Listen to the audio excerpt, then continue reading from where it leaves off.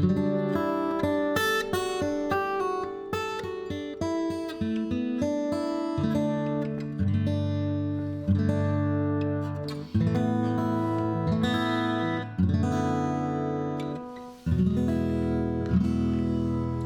here we have a 1967 D-18, a year of Martin guitars that you don't really hear much talk about.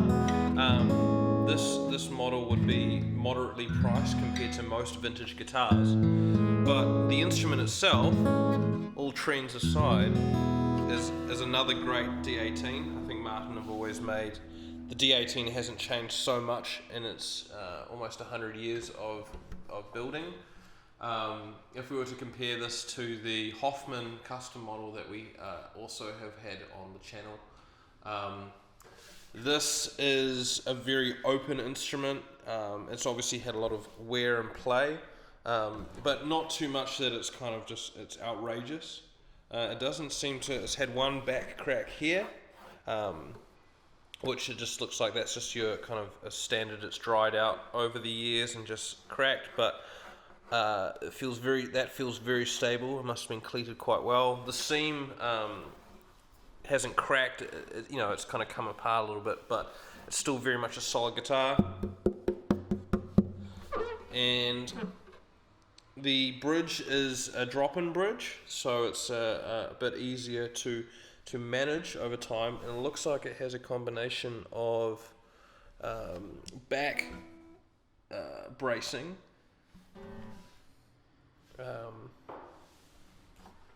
the neck itself is probably like a heavier C, so imagine like a Les Paul, but just a bit wider in the C. But as a guitar, and for the money what it is, this is a great instrument.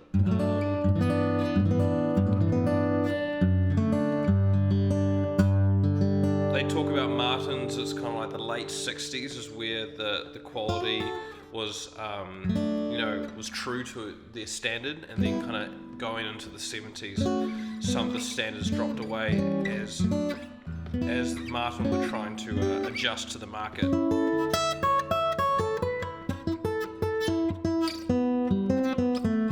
So if you're a D-18 aficionado and you want something vintage, but you don't want to spend the money that it would cost for a 30s or a 40s or even a 50s now, this 67 is a pretty good buy for what you are getting.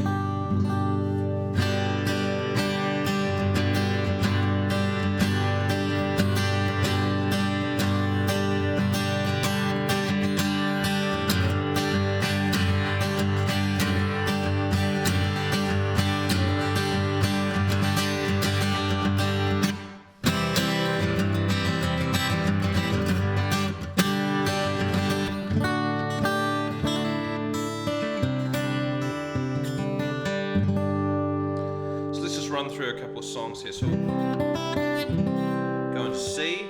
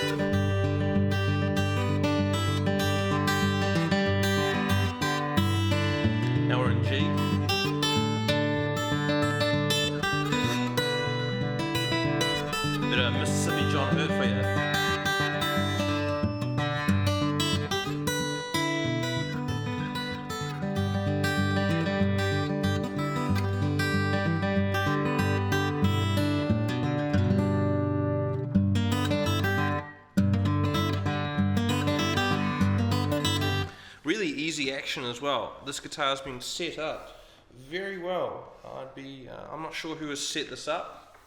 The nut is interesting. It's kind of a it's a bit wider than what I'm used to seeing. It's a different seat compared to your more modern. So there seems to be a bit more nut than you would get on most guitars. And this bridge looks to be, this could be fossilized ivory in some way as well. It doesn't look like your standard bone, or if it is the original bone, it has patinaed along with the rest of the guitar. And looking at the pick guard, doesn't look like it has been Oh, this might be it might be a new pick guard by the looks of it. Or the glue's kind of moved around a bit.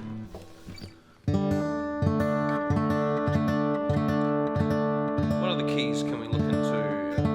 D is always a good key, but A is a good key for country.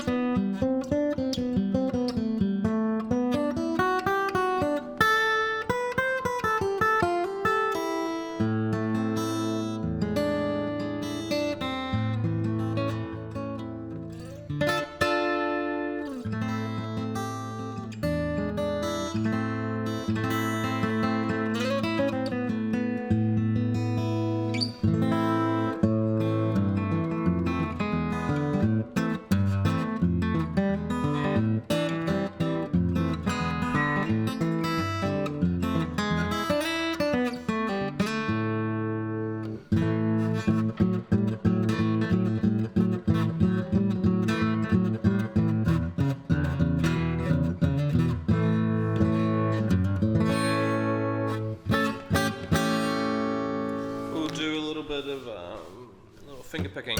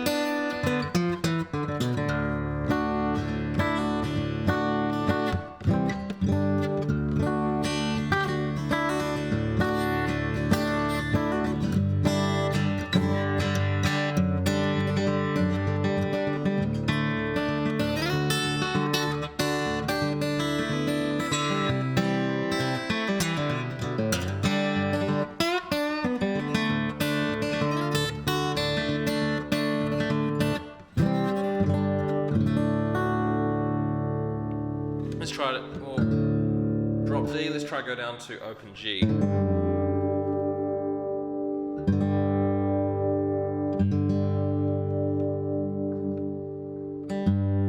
Now this guitar might not be set up with open tunings in mind, so we'll just see what the action does. These strings are nickel strings, as you can probably tell. They seem to be 12s to 53s at least.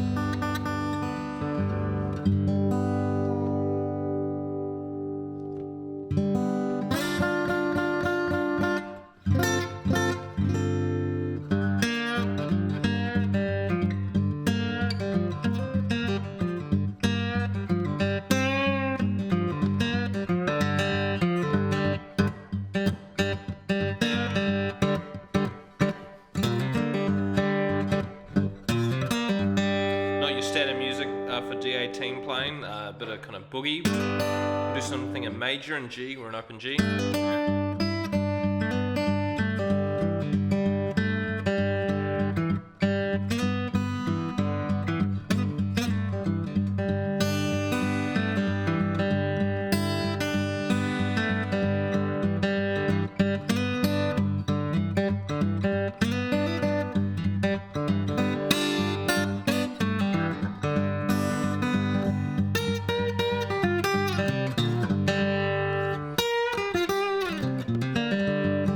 That's what you get when you buy an older guitar like this.